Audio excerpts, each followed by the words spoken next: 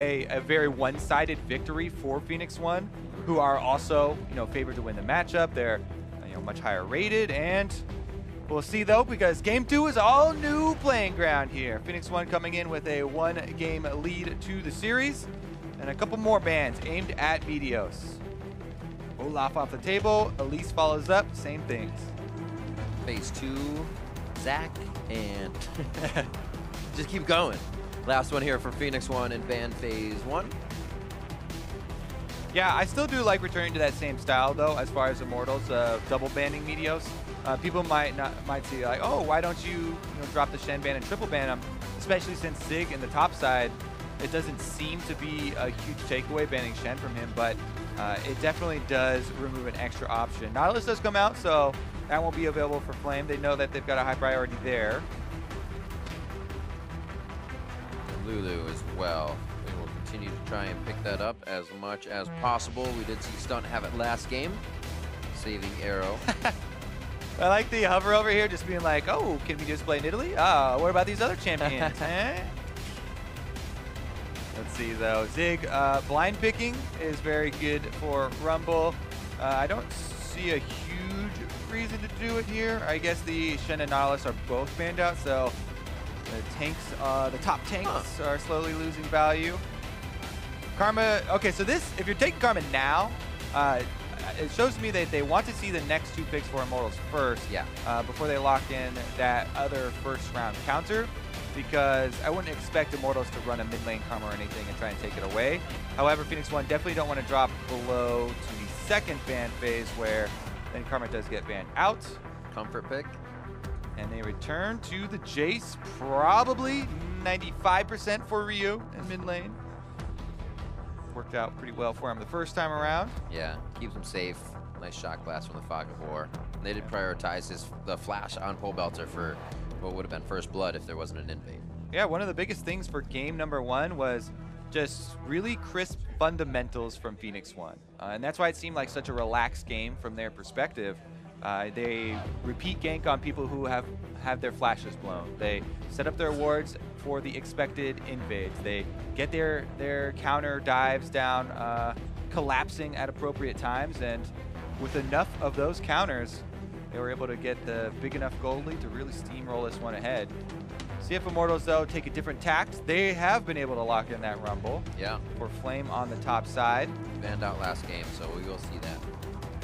A little more objective control coming in from them this time around. And we'll see what Phoenix1 rounds out phase 1 with. Being one of those ADCs. Those jungles that he picked up? Oh, that's right, yeah. That makes more sense. Yeah, because of the 2 bans at Meteos, again, and they don't want him to get pushed out of his top 3. Interesting to turn the bans then back around onto Dardoch. Yeah, Lee Sin is definitely one of the other junglers that can punish Zach early and create a lot of plays. Also, Dardoch just specifically on that champion always looks like he gets a boost of confidence and plays quite well on it. So maybe attacking some of his Dardoch's comfort in return, because he may be a little bit tilted or off kilter from the first loss, then going to take away some of those things where he usually can really rely on feeling comfortable on. Is actually an interesting way to go about it. And they're kind of daring him in this case to go back to the rengar, it looks like. They're like, oh yeah, you know what happened the first time around. Here, go ahead. Kled banned out for... Whoa! It's like the only team in the world that will see Kled. Well, the only team in the North American LCS. It's got to feel good to have somebody like that in the top lane, though. You can draw these types of bans. Phoenix1 has a little bit more flavor and room to play with and pick some bans here. Kalista could be going back in the hands of Arrow. Felt pretty comfortable on that, and also pushed back basically in the same position coming into game 2 here for 80 carries. Yeah, basically it's shaping up to be... Oh, yes, we get some spice. He did hover it last time. Yeah. He's pretty happy with the Draven lock-in for Arrow. Oh man, this is going to make it a lot more exciting because there's huge potential to snowball off of Draven. Everybody wants to gank a Draven, whether it's your team trying to get him ahead to cash in, or it's the enemy team trying to cut his adoration stacks in half. And that might draw some more attention down there. There it is. Does go for the Rengar. It's the choice that's going to sit up top anyways, so Dardoch is going to put the play in on the cat, and what will it be? I like this, actually. Because they already have a lot of magic damage locked in, they won't be, heavy towards the attack damage side. And Talon could roam down and be one of the extra people to participate in killing Draven. I'm a little bit sad that they shied away from it. Pobelter didn't have the greatest of LCS experiences with Talon quite yet, but the Orianna is a much more safe route for them. Plus, you can have that rengar Orianna shockwave delivery system. Ooh, maybe a flex here as far as the Jayce is concerned. That would be a lot of damage on one team. Wow. I'm all in for it. You got Zach, Meteos on the tank. They lock in the Ahri. Zig taking the Jayce to the top lane. All right. Even though we haven't seen a lot of recent top lane Jayce, and one of the reasons why teams moved away from it was because at the time, all junglers were carry junglers. And if you had a Jayce on the top side, it meant not only were you probably AD focused, but you also were momentum based, and you had to play the early game super strong, and you had to keep up the pressure, split pushing and hitting turret after turret after turret.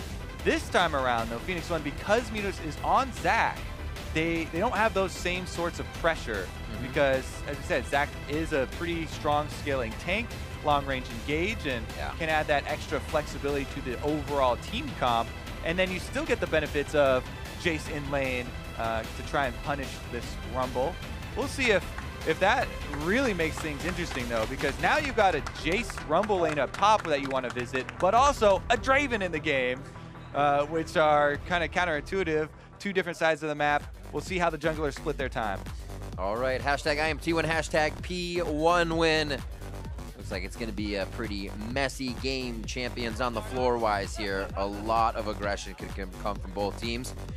Very early game for P1 last time allowed them to carry it all the way through. Taking those flashes down, making sure Immortals could not get back into the game. We'll see how it happens coming into game 2. Can Immortals reset, refresh, and bring us into a game 3? We will see as we are on the Rift. All right, round 2. Very similar team compositions. Definitely a few more tweaks on the Immortals side, and some surprise flexes at the end for Phoenix1. But the jungler matchup remains the same, and that was definitely a decent factor in the early game. We'll probably see some more caution from Dardoch this time around, saving his blast cones for a time when they're really needed. Very tricky. Are you a plant clearer as you go in and try and deny plants? It's always a good. Yeah, so it depends on where the plant is. If that is a plant around a play you're trying to create at the moment, definitely want to keep that one around. However, if I'm counter jungling and I just took a, say their Gromp or something, then on my way out, I'll for sure pop any of their plants that they have. Anytime the enemy has a Scrying Bloom on their side, you always want to pop that one so they don't get the free vision clear. But the blast cones as well, especially ones like just above here, above arrow on this blue side, that can be used for the enemy jungler to gank your lane sometimes. So if you go counter jungle, pop it on your way out. I'm always a fan of popping the honey plants in the river, making sure junglers can't get. They're like bubble wrap. Pop them all. Pop them all. Feed the scuttle. Feel good about. That's why I like the plants so much. Riv brings back my childhood. Bubble wrap times. All right, we did get a little bit of help from Pobelter there on the Raptors. Meteos starting on his red here with Zach. Sometimes can be a little bit sketchy.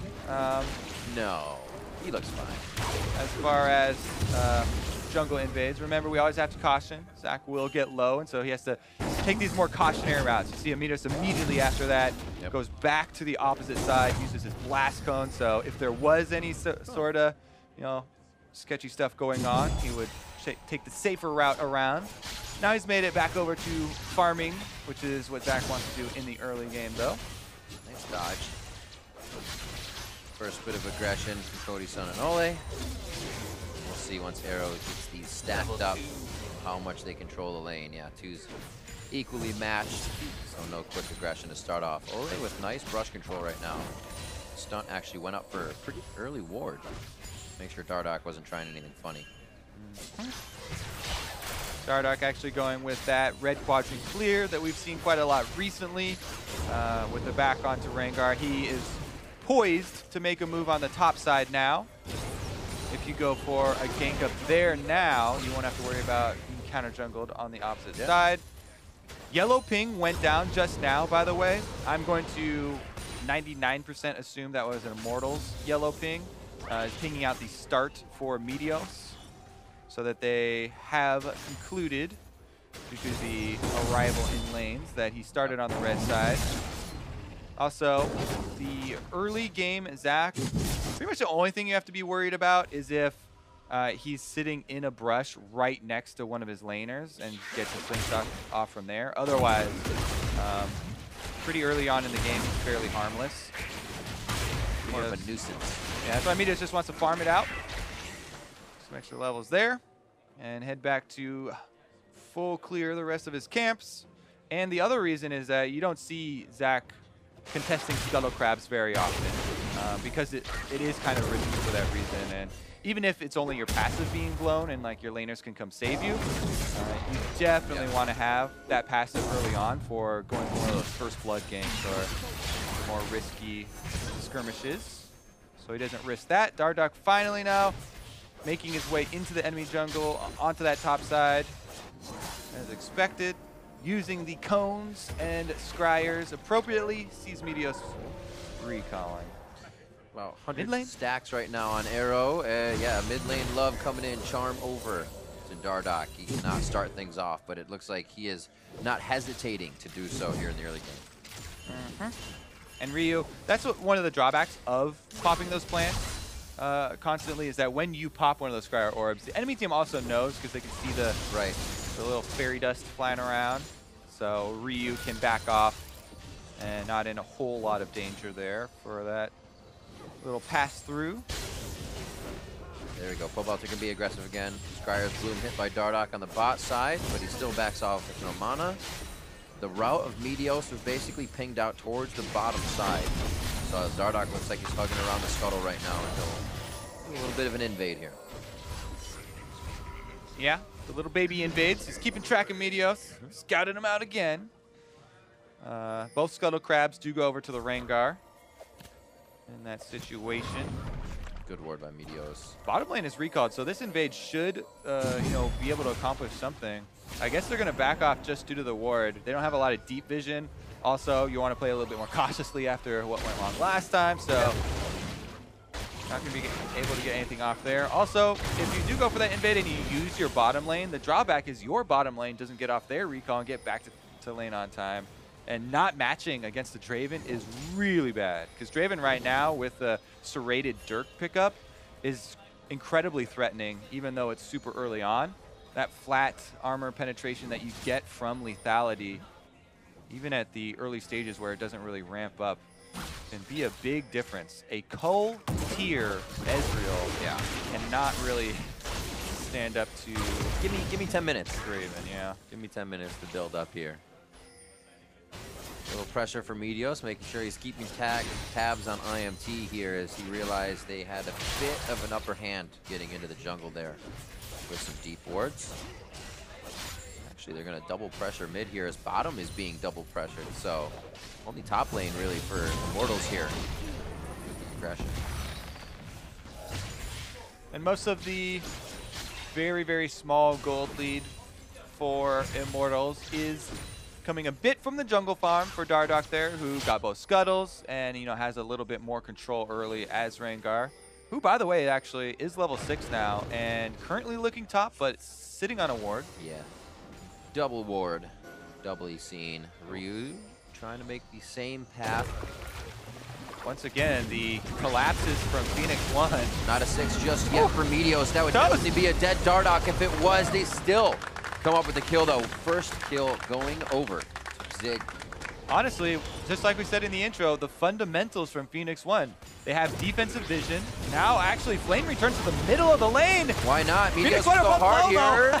Very, very low. He should be all right as he gets himself out. Pops the potion. I think they expected to play a little bit more off of Meteos going into passive, Zig getting the kill, but he turned right on Zig and said, okay. You gotta be careful with those, especially against Rumble, yeah. Definitely could turn that around. But again, yeah, these are the collapses that we talked about from Phoenix1. Arrow goes for the flash there. Able to get Dardoch extremely low, and they take him down. Zig walked, the reason he's so low is because he had to walk over the ultimate from Rumble, then back over it. And took quite a lot of health there with the hot coal walk. It's gotta be, it's all mental. Just gotta have it in your head. He does teleport back to lane, Hex Drinker. Make that top battle a little more in his favor, but still pretty annoying. Junglers quite even in their CS throughout. Meteos having a bit better of a time as he approaches the lanes here. Yeah, I mean, Meteos having the time of his life. He's just playing reactive, farming his Zac. Literally as soon as the enemy jungler is seen on a ward, instant collapse from the solo laners of Phoenix1. Last game, instant collapse from the bottom lane of Phoenix1. The communication is very, very quick for the team, and the action is very quick for Phoenix1 as well. And that's what's making life so easy for him. Yeah. His jungle is protected so well. He's doing a lot, but he doesn't have to do much. It's all just kind of working in his favor. Well, we always say jungling's a team game. You got to give credit to your teammates when they're helping you out. Dardoch again is top, but not going to be able to make anything happen as Zig is hugging the turret. Over control ward. So we'll be seeing out for the moment. Anything they're trying to create here in the mid lane, snuffed out for the moment. Zig can do the same as well. Quick 3-shot, back to lane for everybody. This kill only onto Zig so far to start things off. A little bit quieter of an early game here. Dardoch would probably love to get things going a little faster. Kind of relegated now to farming out and helping the lanes. Yep. Ooh. Oh, early flash here from Olleh. Does not want to get locked up, I guess. Very scared of the follow-up from Meteos. Get snared to land the slingshots. Interesting dragon while your bottom laner is gone and your mid laner is currently recalling. But since Olleh won that vision war, it seems to go unpunished. Dardoch is still top side, and the importance of winning that vision war as a support is shown. Here comes the bottom lane though again. Too late, maybe. They should not have been able to do that. But maybe they... Stunt made it out? He's gonna flash? I was gonna say Stunt didn't need to stay as long, and then I thought Meteos was gonna die. But Immortals pull out a lane. It was farmed already, so they were just trying to see if they could grab the dragon. Oh, Stunt. Sure. Yeah. Interesting choice. He definitely needed to flash that. Now Arrow is by himself, no support. Oh, Stunt got too close. Stunt, shield, he gets taken down. He was right by the brush, giving Dardoch an easier gank. True Shot Barrage goes through. He's going to live without just about 100 HP here. He'll be able to walk it out. Adrenaline gets him the distance he needs. Is there a cleanup kill coming in here from Ryu? Will he be able to tag one with Meteos? No teleport, so this would just be Meteos and Ryu making it happen if they actually are able to do it. Pobelter hesitating on a roam. He looks like he's going to stay mid and try to farm out this turret. If the team can keep P1 at bay, it looks like that's what the call has been. And they draw Ryu back to mid lane. Yeah. Pobelter, every time Ryu does roam, Pobelter has been increasing the CS lead. He worked a little bit of the lead up for himself, but then Ryu's been the one roaming super quickly as soon as there's any need for mid lane pressure, and so he's been the one arriving first. The CS lead isn't ginormous, but it is definitely there. So as much as people will be like, oh yeah, Pobelter's never leaving lane, at least he is getting those CS when Ryu leaves first. This little hop over and flop by Meteos to keep the minion wave pushed up. They should be able to deny a bit of CS here as Arrow clears it. Small things that help. Dardoch top, and a lot of vision towards that bot side of the map. Looks like they may want to try to get something going in the next few minutes here, besides a Drake, since that was taken recently. They may get a Meteos dive.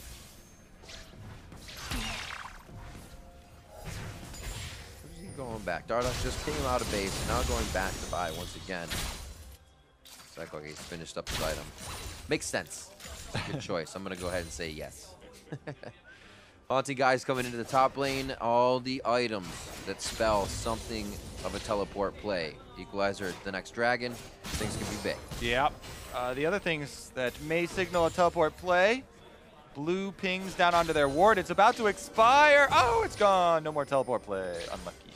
Rengar is coming down. Also was seen by a ward. If you just saw it on their screen there. Oh yeah. The vision that's toggled, that lane ward that's red for Phoenix1 saw Dardoch come up the lane. It's just the fundamentals once again for Phoenix1. They're like, we're playing against Rengar. He could go for lane gank on bottom. We have a lane ward super deep. That's going to allow them to play defensively and at least back off so they don't get killed. Maybe the tower gets pushed down. Nice ult from Arrow, though, to clean up the minion wave. Enough time to set themselves up for a possible re-engage. Back off from Flame as well, seeing if he has to teleport down to a possible fight. Zig returns to lane, so he knows he can as well. Pop. And everything fizzles out for this one. Dardoch will pick up red. A lot of pings here from Immortals as they've got the Zac ward, basically. And sees the shot that he usually will try an elastic slingshot from. It's a good adjustment. It's actually kind of troll because Meteos thinks that control word makes him... All right, here comes Dardoch for the counter. Right to the back line. Stunt almost going down. He can't do too much more to shield. Our shift forward from Cody Sun. Flame teleports in. This means the turret is definitely going down. Dardoch, one more turret shot, and it was heated up. Takes him down from about 350 HP. And they are going to be able to finalize the kills. A 1v1 in mid lane. Ryu, Pobelter, toe-to-toe. Spirit rushes away. Flash sombrero, but it's the kill coming in from Ryu as Pobelter tries to fake him out on an orb that would have been thrown to the bot side. Ryu holds the spell and has it for the face-to-face combat. Yeah, that was super cool looking. But Ryu is in the end already had the health lead there and able to outplay him. Yeah. But yeah, Pobelter tried to make the move there. Definitely looked pretty cool. In the end, though, Phoenix1 do get the outer turret on the top side as Zig did not make his move down bottom. Once again, though, since we have been giving so much credit to Phoenix1 setting up plays, I want to give credit here to the Immortals side because that ward placed on that up outer side there by Zac, yeah, is just out of range of this control ward behind the little shadow here. And that's what allows Immortals to get such a good counter gank off here, which has been what Phoenix1 have been using to get their lead so far in this series. Here's the look, Flame also teleports down, Dardoch goes in, gets that extra kill, and even though he gets low in the turret and low enough for Meteos to kill him, that means Meteos' passive is gone, plus they also get an even kill there. This is one of the reasons why Pobelter hasn't been trying to answer the roams, by the way. Hard to answer roams of the assassin. He's out of mana, so unfortunately for Pobelter there, he's not able to finish off and capitalize on his flash ultimate with Orianna. Did hit it though? Yeah, you hit it. Did hit it. Hurts to not have dissonance after you use the ultimate. That's like the great follow-up damage in auto attacks. But Ryu, all that AoE able to just pile it on, and we'll get him back into the mid lane now. Blue buff for Pobelter. Ryu standing tall, 101. Also, you gotta think that flash could be used for running away. He's going for the big flashy play there to try and turn it around and sombrero him and pa-pa with the big burst. I like it. But the simpler uses sometimes are the best. Flashing away from one of the abilities of Ryu maybe to gain distance and try to live another day. In the end, though, we're all glad he used it. It's more about the current state of the game. As this is a turret trade, by the way. This isn't just an Immortals take on top side.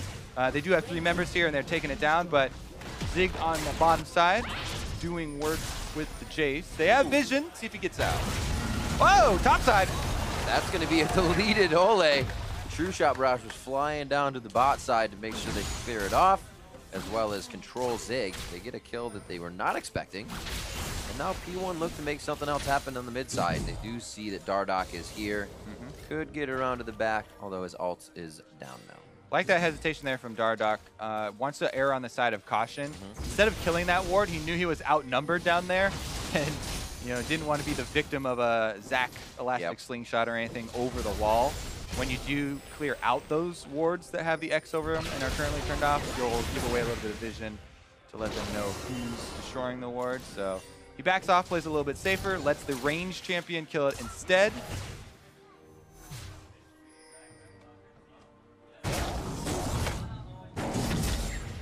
Help towards the top side, finally getting that Cloud Drake back up. Immortals have a little bit of room to themselves. Pobelter's been able to farm the mid lane. Is usually keeping Ryu pushed in a little bit. Go ahead and grab this. Not too hard. Flame in the bot lane pushing up nicely. They may actually be able to get a kill as they exit this. As P1 goes to aggro. They don't have the vision though to really do so. Just what could. Yeah, I mean, Immortals got a lot of momentum here for the mid game with that bottom lane play when they were the ones who finally got to set up a really good counter initiation on the bottom side of the map, and they've been using that quite well. Cloud Drake will help with the Dardoch rengar initiation, which is a huge part of their team. This is not just a normal rengar, oh, jump into the team. It's a rengar who could have a shockwave ball on him, who could also be a giant rengar after Lulu gives him the ultimate. And it really is such a fun combo to go after, especially for the rengar player if you have an Orianna and a Lulu on your team. Yeah. Very good synergy there.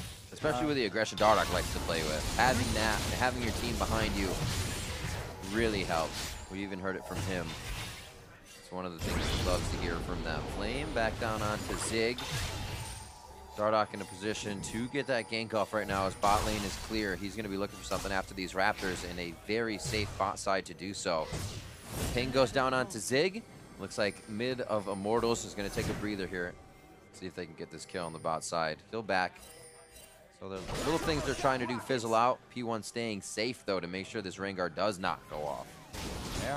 And while a lot of my focus is on the junglers and is on Rengar and the cool combinations you can do, slowly but surely, this Immortals bottom lane actually have a large gold lead over the Phoenix1 bottom lane. Some of that is due to a little bit of the global gold that's coming in from extra turrets, but also, never mind. Well, look at this. There's the flash away. Ha! See? Flash away, live another day. There you go. He'll be back to fight.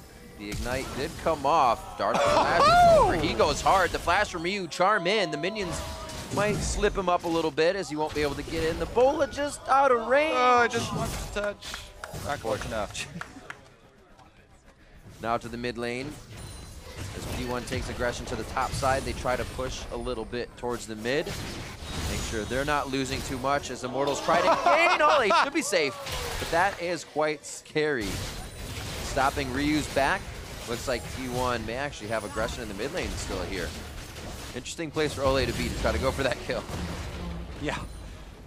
Definitely a little scary. Gonna get out with his life. Very rarely do we see supports chasing down mid laners. You don't play with me, Kobe. Yeah, to try and get high. Yeah, there you go. Get the kill on the 4-level advantaged Ahri. Yeah. But what would it have been like if he did get it? Praise. It would be epic. Praise. YouTube highlight. Actually, Ryu returns here. No flash for him. His ult is back up, though, so he has some form of escape. And Dardoch might need some help if he wants to get this kill. Ooh. I don't know if he could solo him because Ryu does have his ult back. Yeah. Agree to... Oh! All right. It's a good disappearing act. You see the halo or the hologram, and you're like, yes! No kill. Nothing there. Phoenix1 able to catch a little bit up here in gold, though. Make it a very marginal gold lead with that extra turret take. They've evened up on the turrets. And it's just bottom lane standing here for Immortals, which is fairly low already. And they're bringing down Ryu as well. This is one of the lane ganks from double solo laners. Ooh, knocks him back. Zig's gonna have to be careful. Doesn't want to walk back over the ult this time with turret damage on him. Dardoch over the wall is able to zero out Zig. Now here's a stand aside. Arrow coming in with the adrenaline rush as well. Stunt behind him as Dardoch tries to hop his way to safety. And P1 picks something up off of this. It seems like they're going to be able to get more as well for their trouble. Yeah, they're grouping up around mid. See who they catch. Down to Olleh. Kill Olleh. Kill the safety on the rest of the DPS for the team. It looks like Stunt's going to have to pull out of this one. His exhaust has already been used to keep himself safe. Meteos now tanking shots in a 3v1 as it ends up gaining the rest of the team now to help him out and the Mantra's shield gets them to safety with Ryu's roam down mid here. Immortals is able to turn these around quite nicely. Yeah, Cody Sun dishing out a lot of damage there through the engage of Meteos, who was trying to 2v1 Flame and Olleh. Oh, the Scuttle's gonna walk him to his death. No! Go the other way, Scuttle! Phoenix1! No! It's the Phoenix1 Scuttle! Oh man, that was actually a sick charm! Was a disgusting Holy. charm.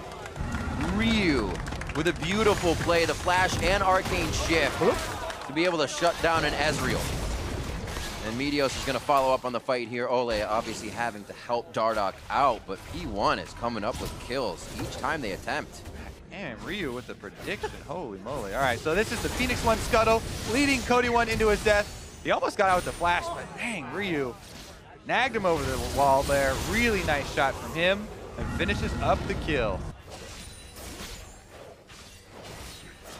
Big items from him. Is he actually sitting on money still? No, he just went back to buy. So 202.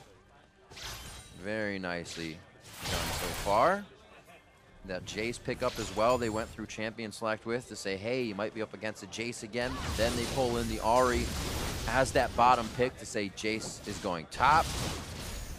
A little flex pick here from P1 puts Ryu on something new, I should say, for game 2. And he's able to start making plays. Cody Sun confident about his play with the few kills and assists he has grabbed up here. So arcane shifting forward to try and tag on damage.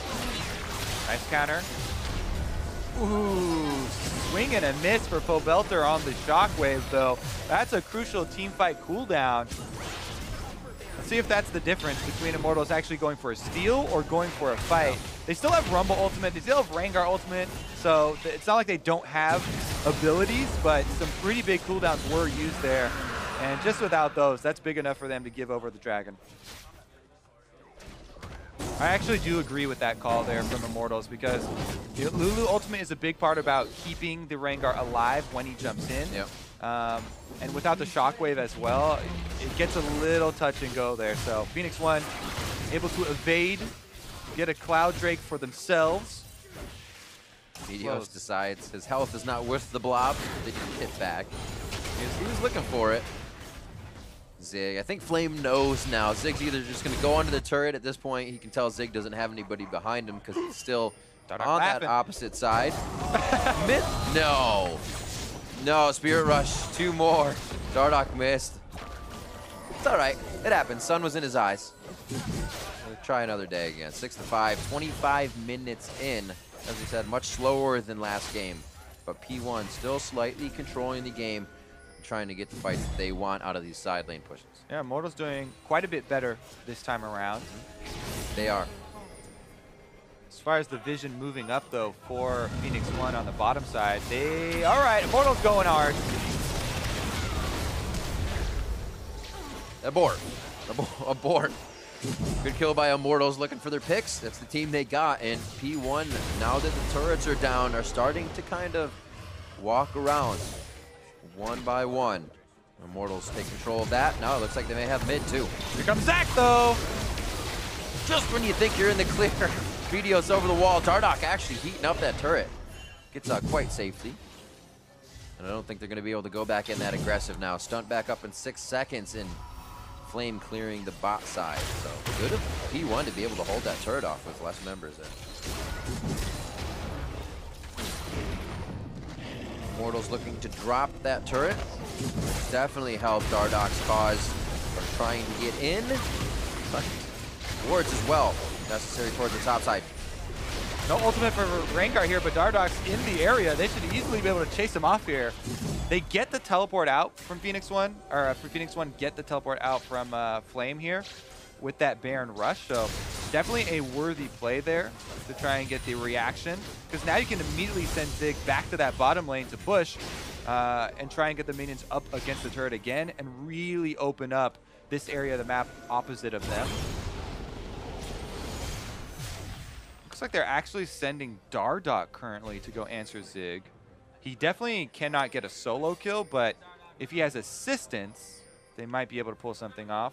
That one ward Pobelter just walked over did give him away, but it also shows that Rengar is going just in front of the jungle camp, so Zig doesn't have to worry.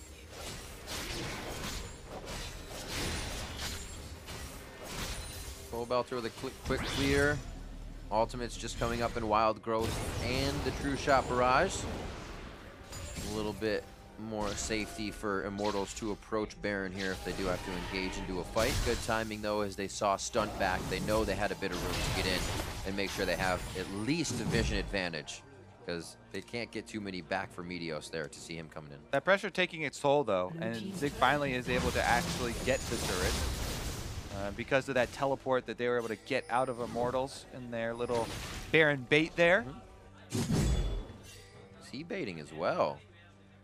Oh, looks like they've pinged him back. He's waiting in the brush, saying if Rumble comes up a little too close.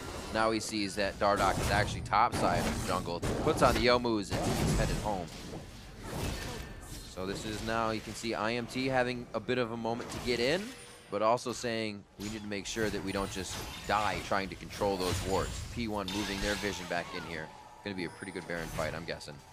Yeah, I'm excited to see if Immortals can actually pull off the dream combo, where they get Dardoch to be able to ult in on top of Arrow with the Orianna Shockwave and try and take down Draven. Currently, Arrow does have Flash, though. Plus that Ghostblade he talked about, like that active is actually very useful in kiting. So he has quite a few options, not to mention you can try and stand aside the Rengar out of the jump. There's also just enough kind of wards slipped in each other, one in the pit, a few outside, just in their arrangement. Could allow for these sneaky engages. If you can slip through the vision, Ryu looking to drop Pobelter with an engagement on the top. High five! Whoa! That was a more powerful high five. You blink, then you're done. Ryu taking down Pobelter immediately. Exhaust there, no ult from Pobelter, no summoners. So they have that to come back as long as they can stave off a Baron happening. It looks like P1's going to push anyway, so they may have some time. Yeah, they're just buying alone time here for Zig. Pressure on bottom side. They know that Flame doesn't have teleport. They've already killed off Pobelter, so immediately transition into the Baron, and they should be able to burn this one down. Teleport's coming through. Immortals can go for like some super Ezreal ultimate. That would be the only thing. And no ult comes out, so there it is. Ooh. A little late to the party. A nice attempt, though. That mid turret staying up for P1. Stopping. Let's take a look at this. He died completely. There was like maybe 0.5 seconds out of the charm. But Ryu bursting down pretty much inside of the TC there.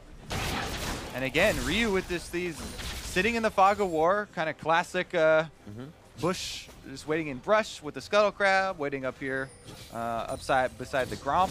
He's really got an affinity with these jungle monsters. Embrace the spirit of Summoner's Rift. In those moments, he's in and out. You can see he's very calculated in how much damage he's going to do. He doesn't use his spells erroneously, in and out with what he needs to do, and it leaves the other team wondering. Yeah, and a huge amount of burst, because he's gone for the extra spell penetration here with the mask on top of Sork's Boots, and there's no magic resist on Pobelter. He's going for the super, big shockwave carry filled with full AP.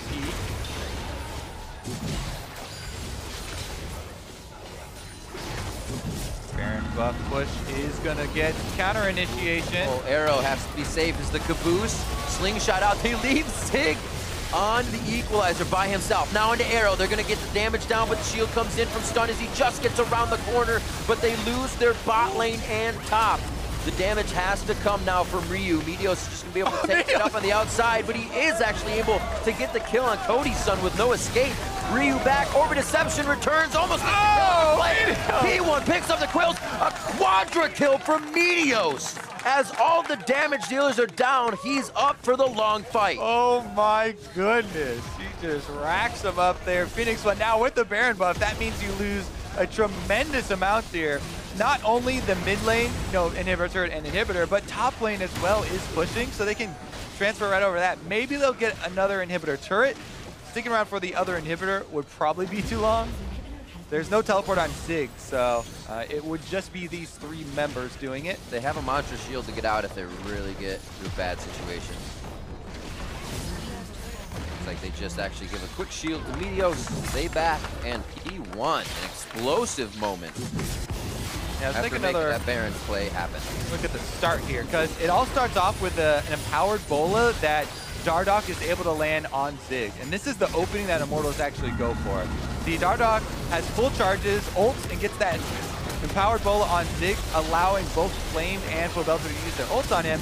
However, then their big AoE ults are down, and even though they are able to get the dive there onto Arrow, look at Meteos, he's just racking up the kills. Boom, there's another double knock-up into the splash. And then he's able to save Ryu on the engage here. From the Wolves as well, who are trying to take him down. Level up. It is a dangerous game. Ah, thank you. Knew it all along.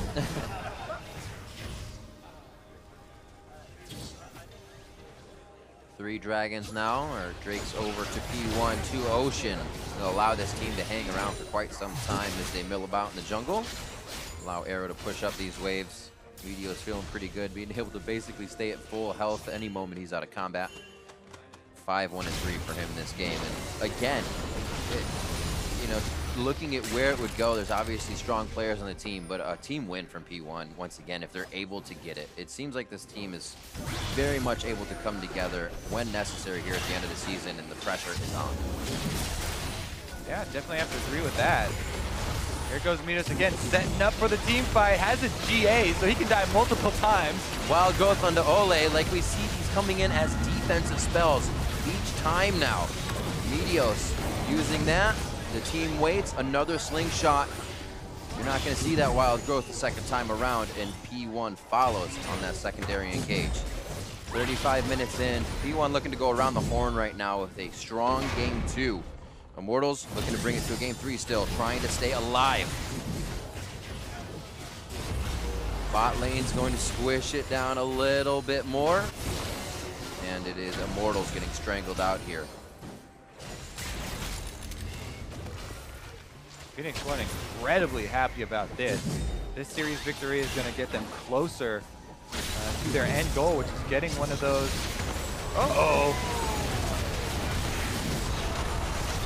Very nice. Shockwave into equalizer. Stunt low on the backline. Could burn down. Arrow goes as well. Cody Sun could get to the backline and start clearing up the fight. A kill coming in for Ryu. But the answers from Flame are burning down P1 right now. The triple kill coming in. A shutdown as well onto Ryu for the team from Cody Sun. And Immortals keep the base alive for now. They got to do some cleanup duty though. They're not done yet. Immortals still fighting here, and they are able to defend for the time being. Now, all that's going to afford them is a lot of minion wave clearing. A Baron comes up in 1 minute and 25 seconds. We'll see if they actually take the risk of even leaving their base with 2 inhibitors down.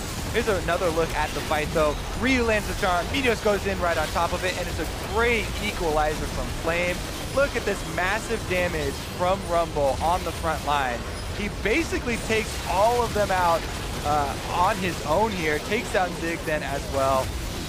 And man, are they able to clean up in a very quick fashion. Then all the kills that they have to get onto the GA Zac through his passive, through that proc, definitely feel good for themselves. They're still in a pretty big gold lead hold, but the biggest thing is the double inhibitor pressure on top and mid.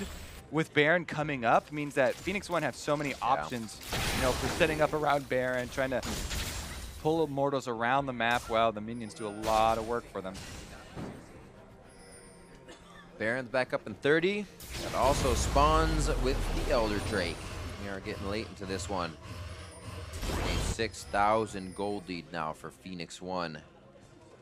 Starting to soar above the competition here at the end of the season. Looking at, as we said, C9 and TSM. So this momentum must be continuous for them as they face the top team. Oh! They're going to start off another fight on their own terms here. Wild growth used for Flame as he is already quite low, and that's how Immortals have found themselves in these fights, is somebody at 50%, somebody at 75%, and it's been enough for Meteos to say, let's go.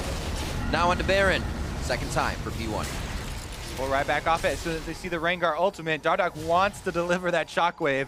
See, this is really good shot calling by Phoenix1. They're waiting out this rengar ultimate. Or they're trying to at least. The brush jump, it's a little bit out of the brush. You can still use it. Equalizer's not going to hit anybody. Only splits the back line. They can still run around it. Meteos uses the Let's Bounce, but it's not much control. That time Flash, and he gets the elastic slingshot in. Pobelter does get the Blade of the Rune King on. He gets away even with the slow, and now he's on the front line, tries to get the shockwave down, but it fizzles. The damage does not come through, and P1 is starting to fire now into the base of Immortals. The long-range kiss of death coming in from Ryu, and the team finalizes the kill. They're going for the inhibitors. They're looking for Nexus turrets as they push in. All right, Phoenix1 going to be able to close it out. 2-0 versus Immortals, and we keep talking about it, Riv. Their eyes are at the top of the North American LCS. They want that playoff bye. Crazy what they've been able to do. They also have variety in a few positions on the team that we have been seeing new things in the Champion Select. And P1 looking good here in week 8 of the NALCS and looking like they could get even better as they take down Immortals.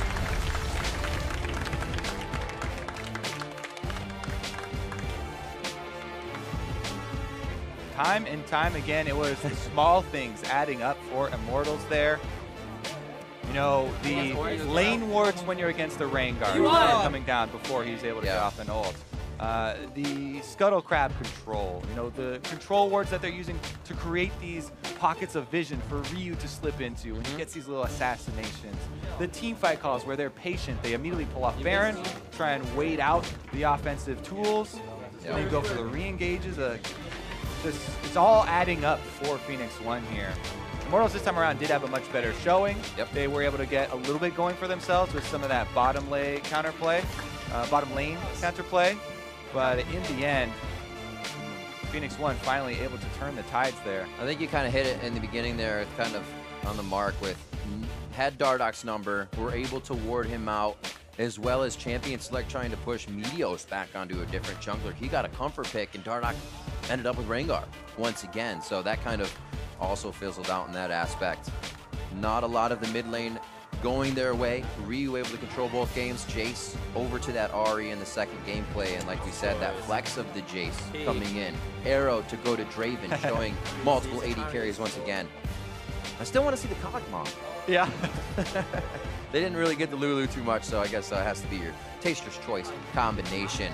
Zig obviously very happy in the versatility. I'm seeing P1 has to be happy to have a top laner like that, and a team that is at the top of the list is going to draw bans from other teams like TSM, like Cloud9, if they're really to make sure they can keep him down in one of those kind of I went off games, because it doesn't happen for him all the time, but he can play all those champions at a very good base level. Especially if you have a jungler that's like, you know what, I just want to play my 3 favorite champions. That gives him room in Champion Select to be like, okay, we'll early pick a Meteos jungler, and then it's Arrow and it's Zig kind of picking up the Champion Select slack there. You get the versatility where they're like, okay, you know, we'll do flexible picks for Zig. You know, he can get the matchup he wants, and then Arrow's bringing out these other AD carries. It's like, okay, I'll drop down to the second phase, no problem. Still perform quite well. It's very nice to see them kind of rally around each other like that. Really team game and team play here from Phoenix1. Absolutely. And Immortals now are sitting, they were 7-8, now 7-9, 7-11 if they go for the final losses. Obviously, they're going to be looking at a few more games. That's CLG and Dignitas, definitely possible wins, but also teams that are surging here again at the back half of the split. Yeah, the bottom of the standings right now, super exciting, fighting for this playoff race. CLG and Dignitas are two of the teams that are also fighting for that spot. So when they match up, definitely going to be high tension here. And again, we have to revisit the mental state, basically. Not tilting after losses, not letting the bad games or bad plays really get to you and tilt you for the next ones, because there's still room here. Everything is so close that you have to look forward, one step ahead at the next game that's on the map. Absolutely, and things are going to be changing too. Buckle down on the scrim practices. Not that some teams actually kind of loosen up a little bit, make sure, like you said, that mentality is there for this last run for the teams. Now it's time to check in with Zyrene, who's got an interview with P1's bot lane carry. Thank you very much, gentlemen.